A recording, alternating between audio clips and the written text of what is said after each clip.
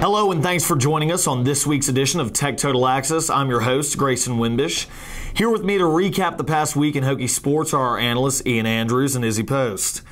The men's tennis team traveled to NC State and beat the Wolfpack 4-3. The team took home their first ACC win as they headed into conference play. The team took the doubles to start the match with an early lead.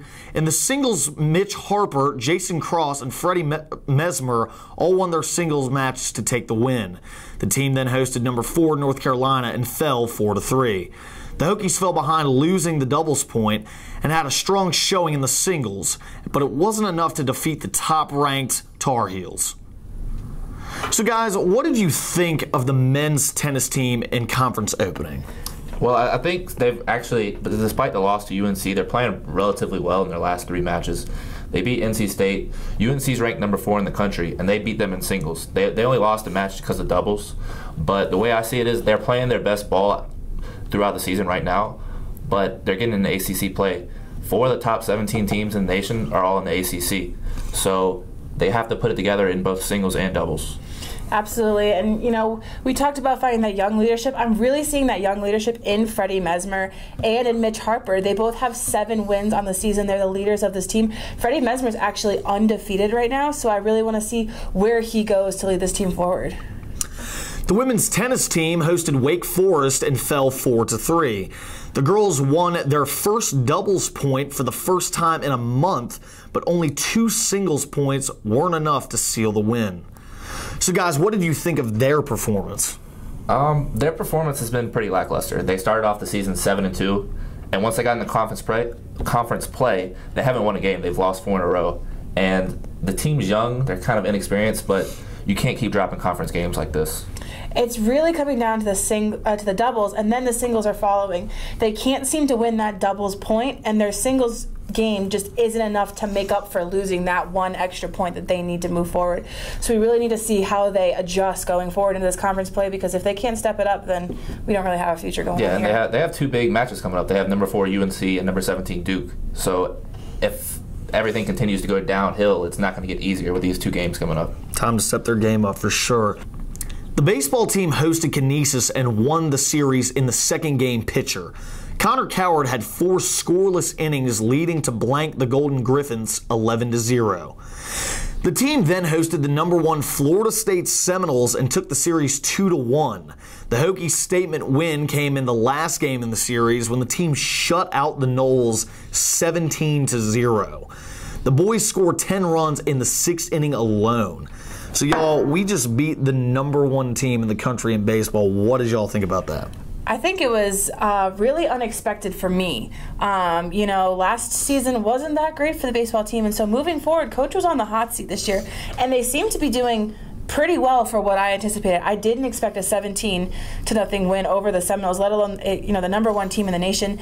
Some people were actually getting pretty up in arms. The coaches actually started exchanging words, because after they scored those 10 runs in the 6th inning, they kept scoring. They thought he was just kind of running up the score. It was a little bit hasty out there in English Field. Hey, if you get a chance to run up the score against the number 1 team, you do it.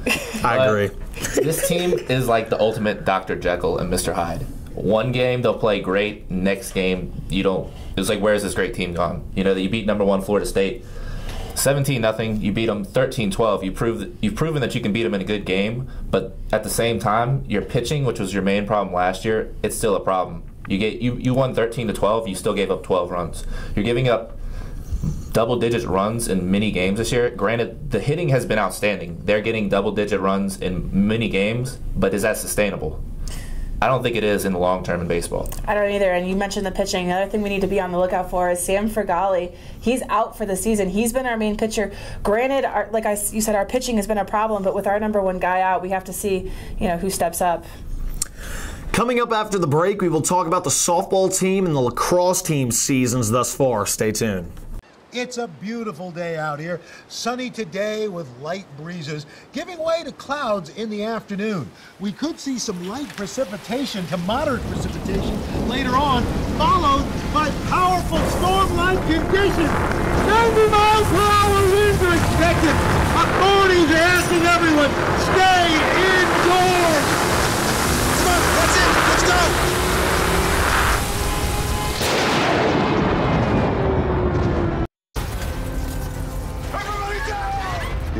effects you see in movies are one thing, but real life is a completely different animal. Just because you can't predict an earthquake doesn't mean that you can't prepare for one. In the event of a real earthquake, you should drop, cover, and hold on. Visit ready.gov/earthquake and practice what to do to keep you and your family safe in the event of a real earthquake. And you'll be seen as a hero by your family and your loved ones. Visit ready.gov/earthquake today.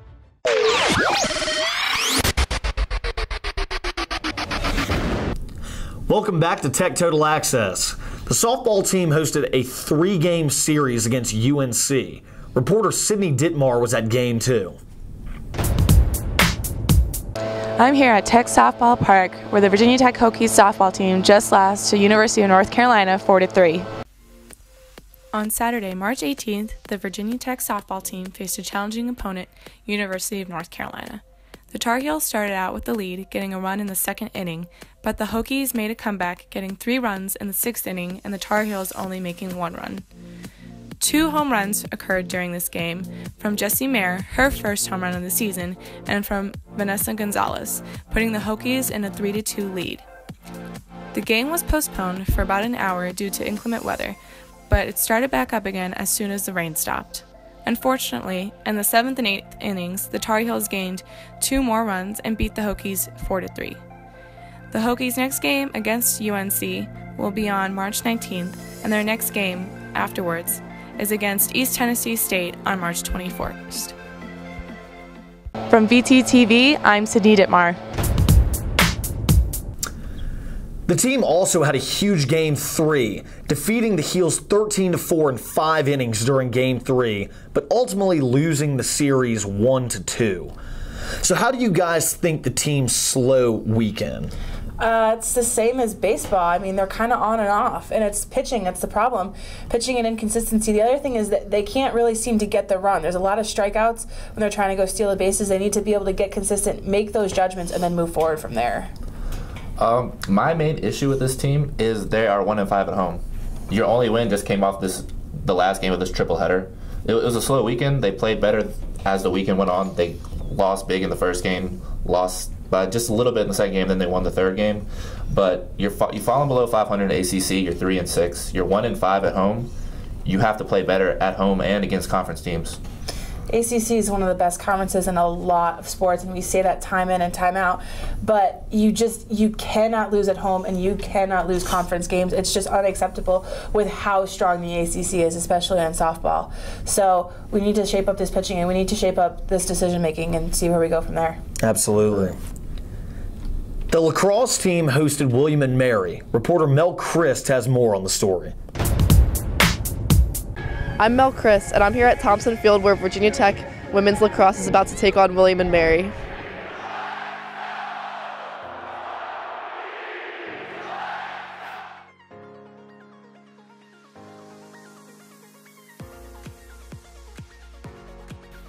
The Virginia Tech women's lacrosse team took down William and Mary Friday afternoon at Thompson Field. The 12th-ranked Hokies improved their record to 10-2 and are now winners of 8 of their last 9 games. The game started in the Hokies' favor, as Christine Lascalzo, Emma Harden, and Taylor Caskey all scored within the first 2 minutes, giving Virginia Tech a quick 3-0 lead.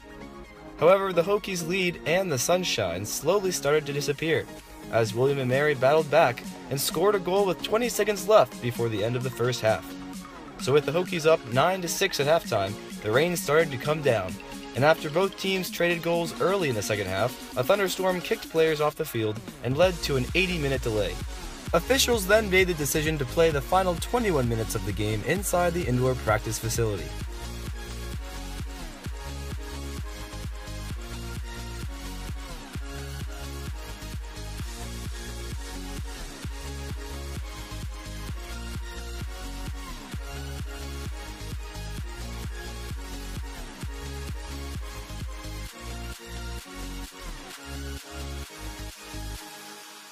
The offense scored several goals and played ahead of the competition, and the defense helped to secure the win.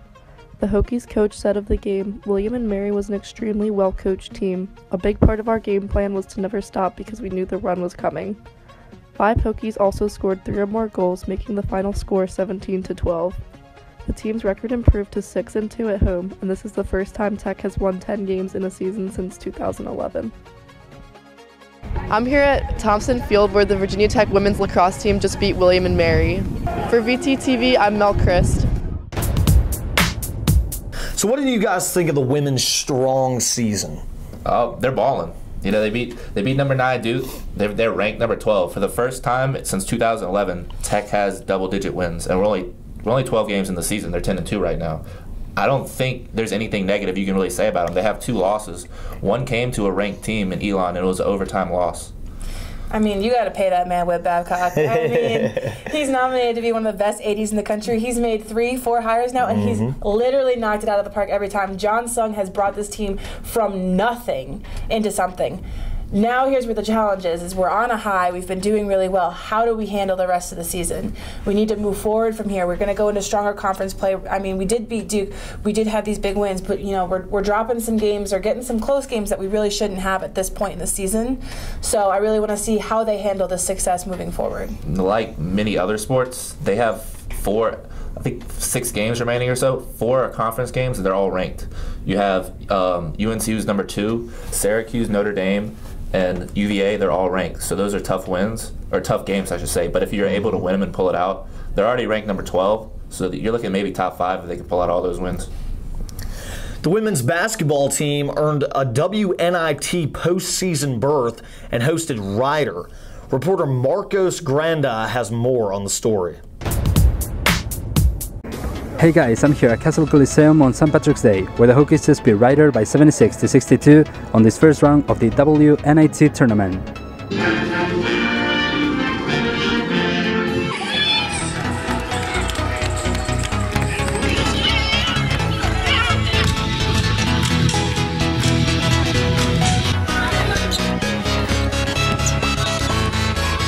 The women's basketball season was not over, as the Hokies got a spot in the Women's National Invitation Tournament.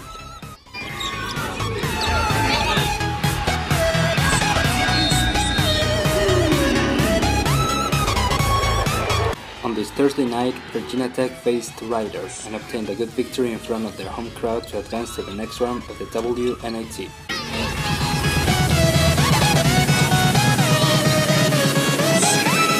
The key factors was a large number of rebounds, which allowed the Hokies to score in second chances or fast breaks.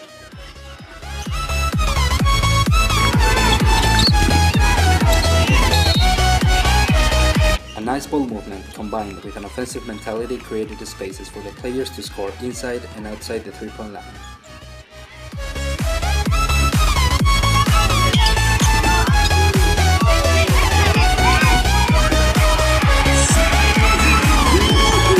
Best performances were made by Regan McGrady with 25 points, Janet Hicks with 21, and Samantha Hill with 19.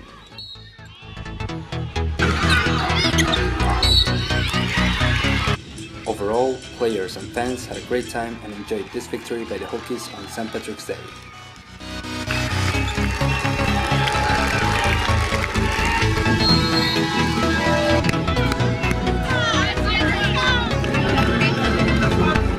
Obviously, at this point in the year, the motto is survive and advance, and I thought we did just that. I thought we played well in the first half, and so I thought we came out, we had a good energy, and we really got off to a great start, establishing ourselves in the first half. I thought Jeanette was tremendous. I thought Reagan was tremendous, and then in the second half, we just really got away from doing the things that got us the lead.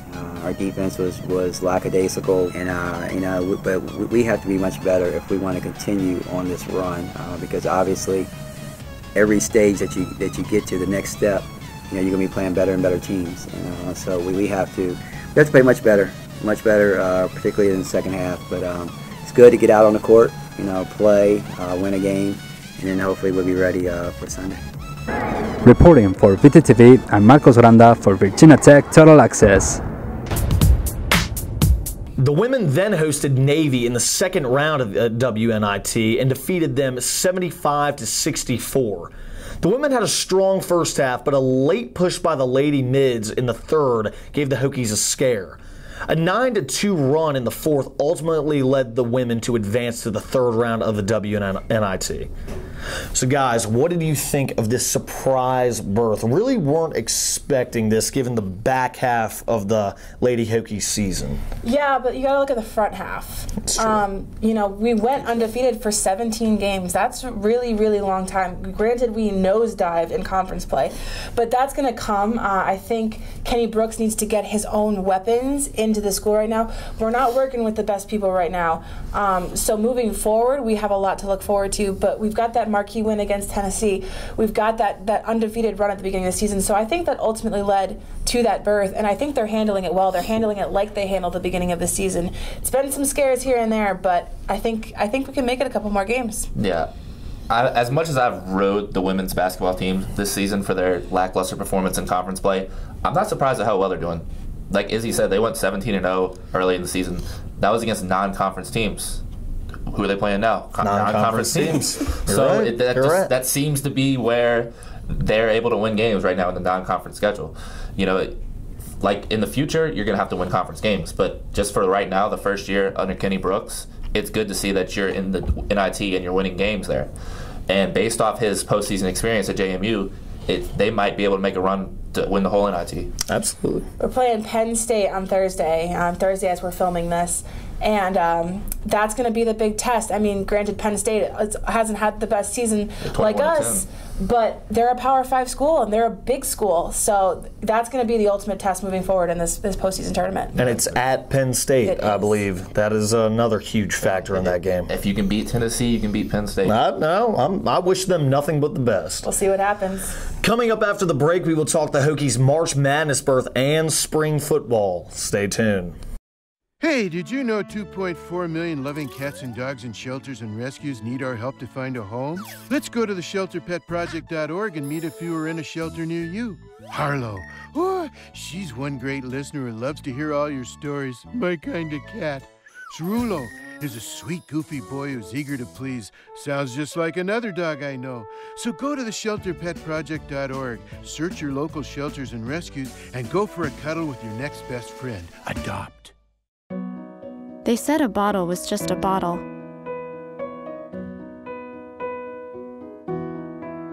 That no one would ever notice me.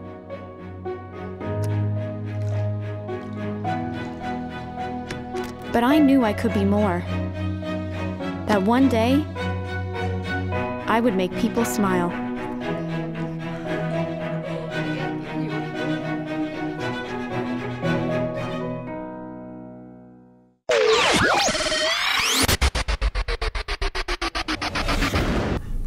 Welcome back to Tech Total Access. The men's basketball team earned their first NCAA tournament bid in 10 years. They were seeded number 9 in the East region and faced Wisconsin in Buffalo, New York.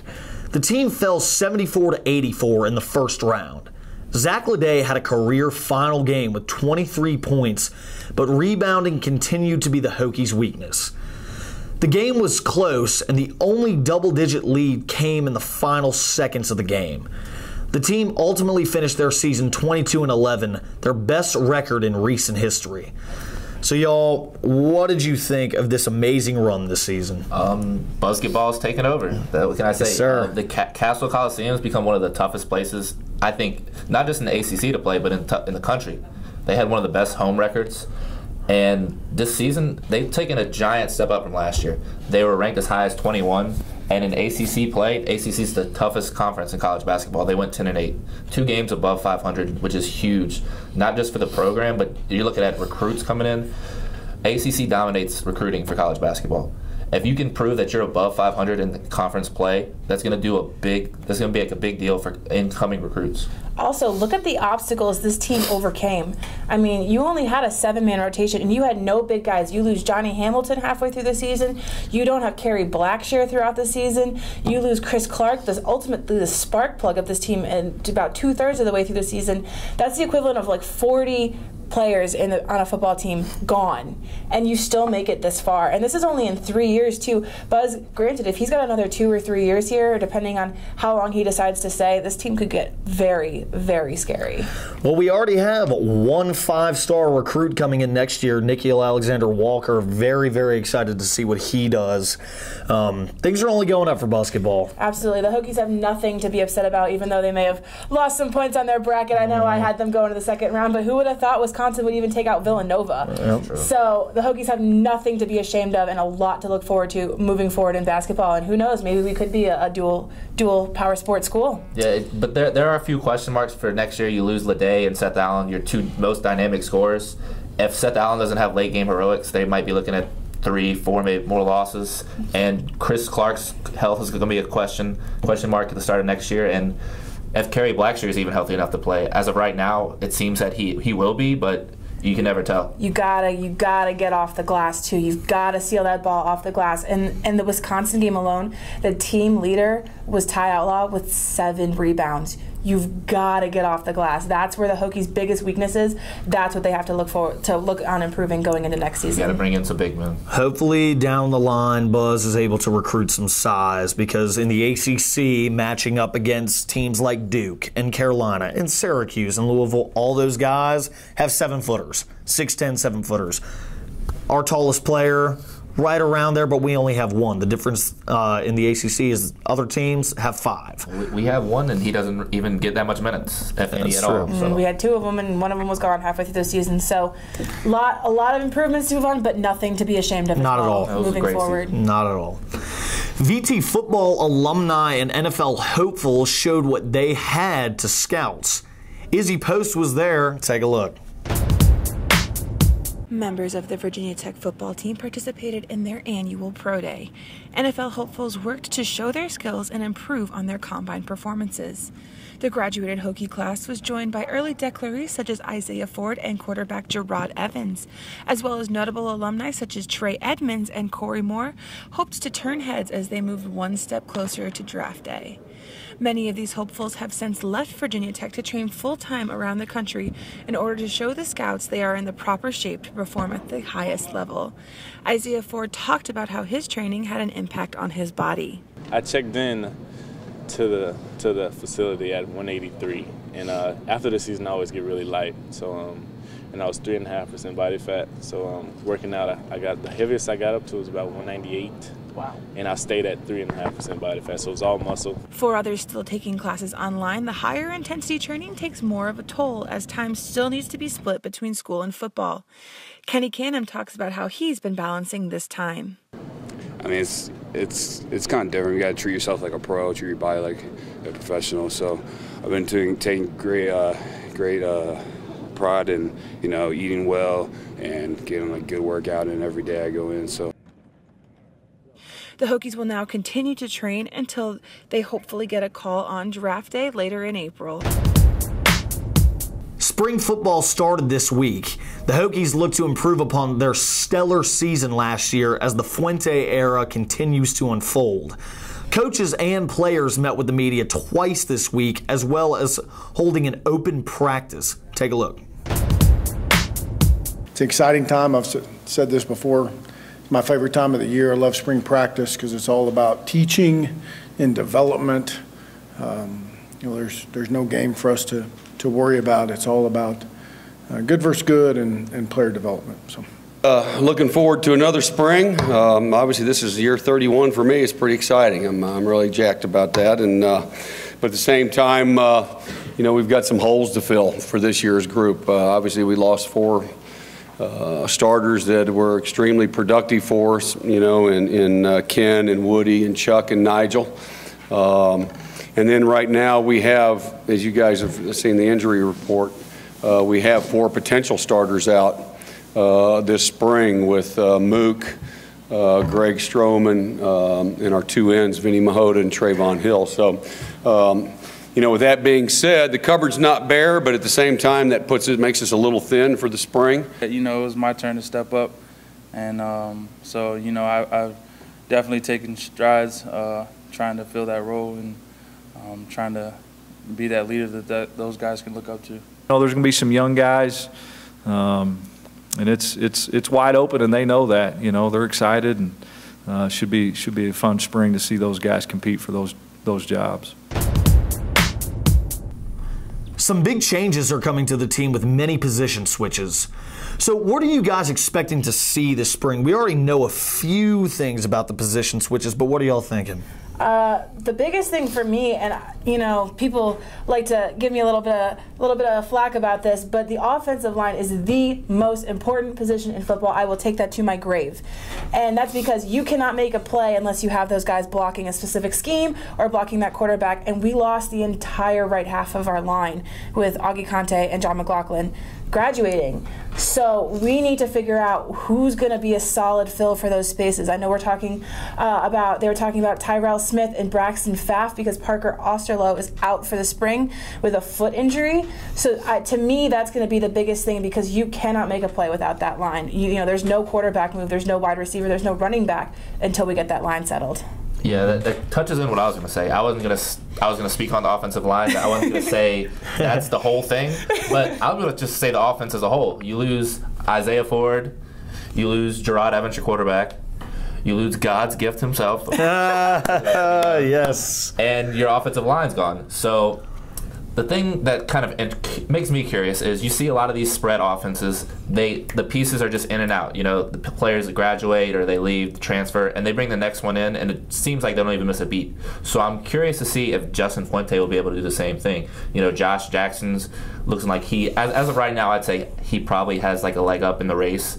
But, you know, Herndon's coming in, and it would be interesting to see who they put in the offensive line. Absolutely. They also said Cam Phillips is going to start playing out wide instead of inside. So that's going to be interesting to see. And then the other big thing that I think is kind of going with the norm for college football now, but still interesting, is that they announced that they've switched fullback Stephen Peoples completely to tailback. So we had a big fullback role with Sam Rogers last year, but I think they're trying to morph Peoples into this kind of big back guy. And, you know, he's going to have competition with DJ Reed, so we'll see what happens. Well, in the spread offense, it seems like almost the fullback is just kind of going away. You know, they're trying to get they like to have someone like a fullback size, but just use him as a really strong running back for short yardage and things like that. Absolutely. The other big thing is Terrell Edmonds is moving to safety now. He's filling in the position of Chuck Clark.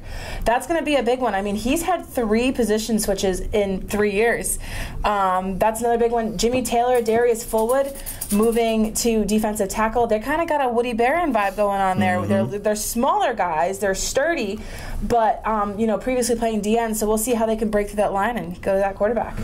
I think this coming season, this coming spring, you know, last year the hype was all about the offense. Fuente's very offensive-minded head coach. This spring, granted, we don't have Devin Hunter showing up on campus yet. He'll come in the fall. Same with Dylan Rivers, who I'm very, very excited about. I think the defense is the thing to watch this spring. I think the offense, you know, you can trust Coach Cornelson and Coach Fuente to get things right over there. You have young guys like Phil Patterson who are going to step up into receiving roles. Peoples on the switch to tailback full-time. I think I agree with you, Ian. I think Josh Jackson, just him knowing the offense fully, having a year under Gerard Evans, I think he has a leg up. I don't know. We'll see. In the spring, like you said, Izzy, Terrell, third position change. I think it's all about the defense this spring. It really is. It's going to be about everything. You know, it's the same thing that I kind of said about women's lacrosse. You had this success last year. Now there's an expectation. There was no expectation this year. Now you have an expectation to go to that ACC championship again, to go to that Division I, and they're talking a natty run. You know, we got to see how they handle the fact that they have been successful. Some other things to look out for are early enrollee Rico Kearney. I saw him at the press conference the other day. That boy is very large. He's going to be playing whip and Mike for the spring, so I want to see how he does under Batua Pawaka and under Tremaine Edmonds. And, you know, our linebackers have been unreal recently, so that's going to be a big thing moving forward for our defense. Well, I think that's all we have for this episode. Be sure to tune in next week for more hard-hitting sports action, and as always, go Hokies!